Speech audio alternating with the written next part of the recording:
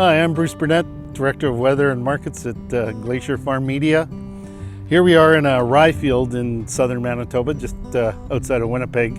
And as you can see, the field was well established last fall, and so we have some good growth this spring. Compared with recently seeded spring crops, of course, this crop has quite a bit of an advantage. It's certainly far more developed than any of the recently planted cereal fields will be in terms of their growth and development this year. So that's one of the advantages of this.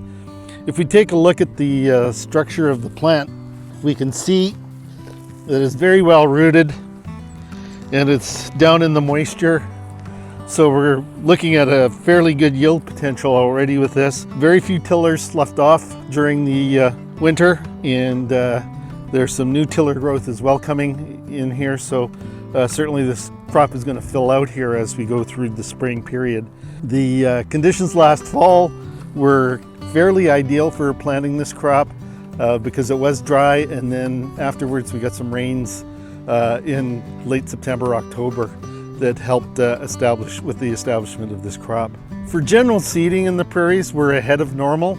About 20% done in Saskatchewan at the beginning of the week, a little under 10% done in Manitoba, and Alberta was just about 25% complete. With the good weather that we've had this week, we've had some dry conditions, mostly dry weather at least anyway, plus moderate temperatures in the teens and low 20s. We got a lot of work done. I would suspect that overall prairie progress is about a third complete here on Friday, May the 9th. So we'll see. With a third of the crop in, we're making good progress.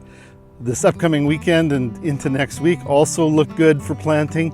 Then we're going to get into more unsettled conditions towards the end of the month, where we'll see some more rainfall. The rainfall will be mostly welcome because there's a lot of dry areas popping up now with the dry weather so far in May and late April. So we will need this rainfall. We actually have fire bans in parts of Saskatchewan, Manitoba already, and so certainly we need some moisture here before we hit the end of this month. This is Bruce Burnett for Glacier Markets Farm.